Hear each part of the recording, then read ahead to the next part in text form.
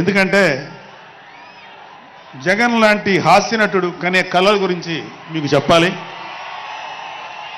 ఆయన ఎలక్షన్స్ అయిపోక ముందు నిద్రలోకి వెళ్ళారు. ఇప్పటికి నిద్ర లేవాలి. అప్పుడప్పుడు నిద్రలో లేచి కలవరిస్తుంటారు. మొన్న కూడా ఒక మాట చూశారు.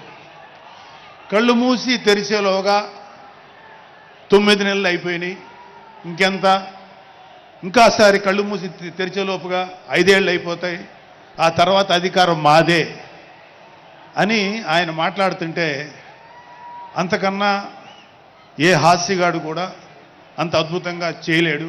అంత అద్భుతంగా హాస్యం చూపిస్తున్నారు ఆయన. కానీ ఆయనకి నా సలహా ఏంటంటే, సార్ మీరు నిద్రలోనే ఉండండి, అప్పుడప్పుడు కలవరించండి, తప్పులేదు. ఇంకొక 20-30 ఏళ్ల తర్వాత మీరు కల్లో నుంచి బయటికి రండి, అప్పుడు దాకా మిమ్మల్ని ఎవరూ డిస్టర్బ్ చేయరు. ఇది నాకు మనస్ఫూర్తిగా నేను మీకు ఇచ్చే సలహా. మీరు 20 ఏళ్ల తర్వాత మేలుకోండి, ఆ తర్వాత మీ ఇష్టం. మేమైతే 20 ఏళ్ల దాకా మిమ్మల్ని హ్యాపీగా పడుకోమనే సలహా ఇస్తున్నాం.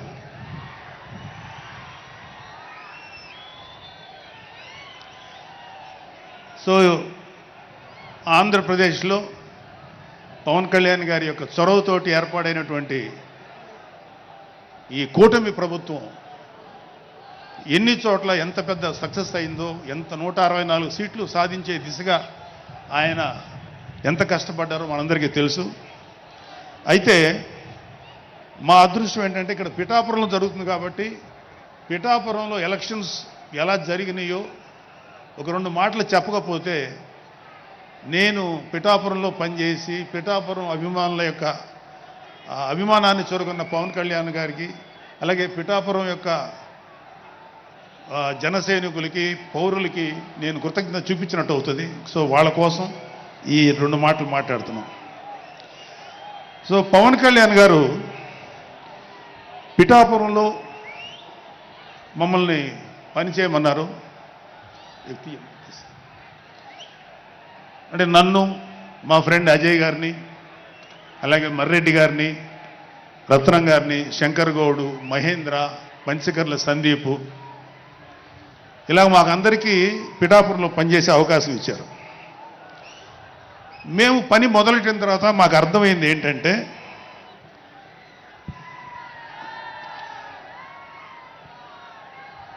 పవన్ కళ్యాణ్ గారికి ఆల్రెడీ ఇక్కడ విజయం ఖరారైంది. మనం ఓన్లీ పని చేస్తున్నట్టుగా ఉండడమే తప్ప మనం కొత్తగా చేయాల్సిన పని ఏమీ లేదు అని చెప్పి నాకు అర్థమైంది. నాకే కాదు మా అందరికీ అర్థమైంది. సో మేము దీన్ని ఎంత గొప్ప అదృష్టంగా తీసుకుంటున్నామంటే, పవన్ కళ్యాణ్ గారు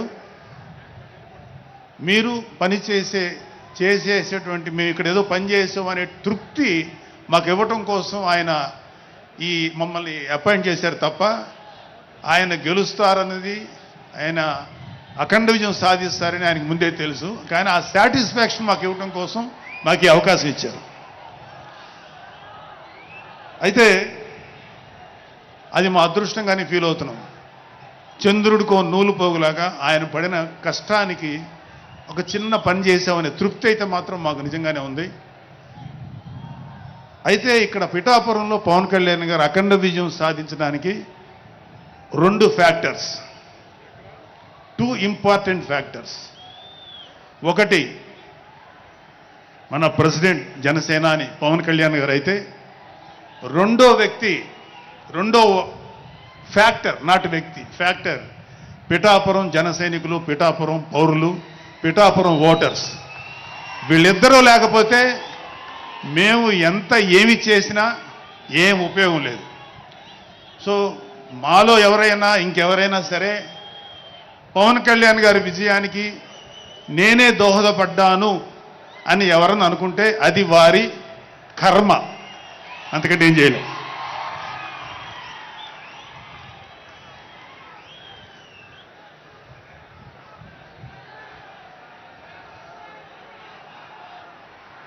సో ఇక్కడ మన ప్రెసిడెంట్ పవన్ కళ్యాణ్ గారికి ఆయన గురించి చెప్పడానికి ఒక ఇంపార్టెంట్ విషయం చెప్పాలి.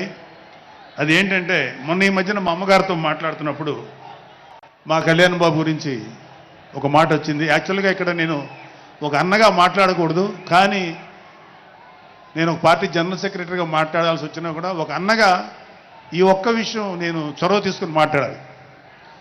సో మా అమ్మని అడిగాను, అంటే ఆవిడ నాతో చాలా ఫ్రెండ్లీగా ఉంటుంది. ఆవిడని అడిగా, ఏదో మాటల్లో వచ్చింది, అమ్మ మమ్మల్ని అంటే ఏ తల్లి అయినా ఒక ఆడతల్లి ఒక స్త్రీమూర్తి బిడ్డను కనేటప్పుడు చాలా నొప్పులు పడుతుంది, అదొక పునర్జన్మ అంటారు. అలాంటిది నేను మా అమ్మని అడిగా, నేను పుట్టినప్పుడు ఏమన్నా పెయిన్స్ అనుభవించావమ్మా అని. మా అమ్మ అంది, నువ్వు పుట్టినప్పుడు నేను అనుభవించినది పెయిన్స్ భూమి మీద ఆడది అనుభవించలేదు, అంత కష్టం పెట్టేవాడు. అది మా అమ్మ చెప్పింది నా గురించి. సరే కళ్యాణ్ బాబు ఎలాగా అన్న. గొప్ప విషయం అంటే నేను షాక్ అయ్యా. వాడు పుట్టినప్పుడు నాకు పెయిన్ అనేది కొంచెం కూడా తెలియలేదురా, అలాగా నాకు పెయిన్ లేకుండా పెయిన్ ఇవ్వకుండా పుట్టాడు. ఈ విషయం నేను కొంచెం షాక్ అయ్యా. అదేంటమ్మా కనీసం పెయిన్స్ ఉంటాయి కదా, ఏమోరా నాకు ఏమాత్రం పెయిన్ తెలియకుండా పుట్టాడని. సో నేనేమంటానంటే, పుట్టేటప్పుడు కన్న తల్లికి కూడా ఏమాత్రం నొప్పి బాధ ఇవ్వకుండా పుట్టిన పవన్ కళ్యాణ్ లాంటోడు, అలాంటి నాయకుడు ఈ కూటమి భాగస్వామ్యంలో ఉప ముఖ్యమంత్రిగా ఉన్న నాయకుడు ప్రజలకి ఎందుకు బాధలు రానిస్తాడు? వాళ్ళకి ఏ బాధలు కష్టాలు రాకుండా గుండెల్లో పెట్టుకొని చూసుకుంటాడు. అది మనం కళ్ళారా ఈరోజు చూస్తున్నాం. ఇప్పుడు మనం చూస్తున్నది ఆవగింజలో అరవంతు మాత్రమే. కూటమి భాగస్వామ్యంలో పవన్ కళ్యాణ్ గారి భాగస్వామ్యంలో జరుగుతున్న కూటమి ప్రభుత్వం పరిపాలన ఆవగింజల అరశాతమే. ఇంకా చాలా ఉంది. ఇప్పుడు చూస్తుంది just tip of the iceberg. అద్భుతమైన పరిపాలన మనకు రాబోతుంది. రాబోయే 20 ఏళ్లలో ఆంధ్రప్రదేశ్ ఒక స్వర్ణయుగం చూడబోతుంది. ఎందుకంటే ఎప్పుడో స్వాతంత్రం రోజుల్లో కొంతమంది మహానుభావులు పుట్టారు. అలాంటి వ్యక్తి ఈరోజు పుట్టడం, ఈరోజు మన ముందు ఉండటం మన అదృష్టం. అలాంటి వ్యక్తి దగ్గర పని చేయడానికి ఇగో ఈ స్టేజ్ మీద ఉన్న ప్రతి ఒక్కళ్ళం గర్వంగా ఫీల్ అవుతున్నాం. మాకు పదవులు వచ్చినా రాకపోయినా ఆయనకు సేవ చేస్తాం. నేనేమంటానంటే, మీరందరూ తెలుసుకోవాల్సింది, మీరు పవన్ కళ్యాణ్ అంత గొప్పవాడు కండి, తప్పులేదు. రాకపోతే అంతగా అవ్వలేకపోతే ఒక గొప్పవాడికి అనుచరుడిగా మారండి, ఏదైనా మంచిదే. నేను ఆ పని చేశాను. రెండో పని, పవన్ కళ్యాణ్ గారు అంత గొప్పగా నేను అయ్యే దమ్ము లేదు, కానీ ఆయనకి అనుచరుడిగా మాత్రం నాకు అవకాశం ఇచ్చారు. అది నేను చాలా సంతోషపడతాను. ఎందుకంటే ఇవాళ కళ్యాణ్ బాబు లాంటి వ్యక్తి, ఇక్కడ ఉన్నటువంటి మా నాయకులు ఎవరైనా సరే, మేము చూస్తున్నది కేవలం ఒక జనరేషన్ కాదు, రాబోయే 3-4 జనరేషన్స్. అంటే మీరు, మీ పిల్లలు, మీ గ్రాండ్ చిల్డ్రన్ ఎంత మంచి ప్రపంచాన్ని చూడాలి, ఎంత మంచి జీవితాన్ని చూడాలి, ఎంత చక్కటి అవకాశాలు రావాలి అనేటువంటి ఆలోచనతోటే ముందుకెళ్తున్నాం. ఖచ్చితంగా రాబోయే 20 ఏళ్లలో ఇది జరిగి తీరుతుంది. పవన్ కళ్యాణ్ గారు ఒక జనరేషన్ కోసం కాదు, రాబోయే 2-3 జనరేషన్ల కోసం కూడా ఆలోచించగలిగేటువంటి గొప్ప నాయకుడు. ఇంకొక చిన్న విషయం ఏంటంటే, నాకు ఎమ్మెల్సీగా అవకాశం ఇచ్చినటువంటి మన ప్రెసిడెంట్ పవన్ కళ్యాణ్ గారికి నా హృదయపూర్వక కృతజ్ఞతలు.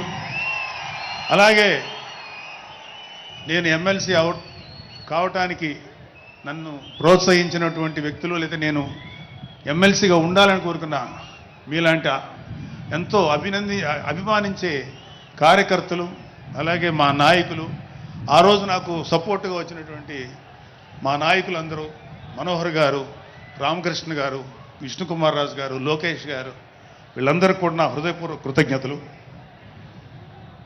అంటే దేవుడు అనేవాడు మనం అడిగితే వరాలు ఇస్తాడు, ఖచ్చితంగా వరాలు ఇస్తాడు. కానీ అడగకుండానే వరాలు ఇచ్చేవాడు పవన్ కళ్యాణ్. అతను ఏమని పిలవాలో మీరే డిసైడ్ చేసుకోండి. చివరిగా ముఖ్యమైన విషయం ఏంటంటే, జనసేనకి ప్రాణవాయువు లాంటి వాళ్ళు కార్యకర్తలు. వీర మహిళలు, జన సైనికులు, అభిమానులు. నేను ఒక జన సైనికుడిని అని చెప్పుకోవటంలో ఉండే ప్రైడ్ నాకు ఇంకా ఏ విషయంలో రాదు. చాలా గర్వపడుతుంటాను. సో అలాంటి జన సైనికులకి మీ అందరికీ మేమందరం అండగా ఉంటాం. ఏదైనా చిన్న చిన్న ఇబ్బందులు తలెత్తినా అవన్నీ సరిచేస్తాం. ఇంకొక విషయం ఏంటంటే జనసేన పార్టీ ఒక్కటే మీరు ఒక కార్యకర్త స్థాయి నుంచి అత్యంత ఉన్నతమైన స్థాయికి చేరుకోగలిగేటువంటి డెమోక్రటిక్ వాల్యూస్ ఉన్నటువంటి పార్టీ జనసేన. కాబట్టి జనసేనలో ఉండండి, జనసేనని ప్రోత్సహించండి. మీకే కాదు, మీ బిడ్డలకు కాదు, మీ మనవలకు కాదు, రాబోయే తరాలందరికీ జనసేన అండగా ఉంటుంది. మీ అందరికీ మేము ఫుల్ సపోర్ట్ చేస్తాం. మిమ్మల్ని అందరినీ గుండెల్లో పెట్టుకొని చూసుకుంటాం. ఎందుకంటే మా వెనకాల ఉన్నది ఒక శక్తి, దట్ ఈజ్ పవన్ కళ్యాణ్. జై పవన్ కళ్యాణ్, జై జనసేన, జై హింద్.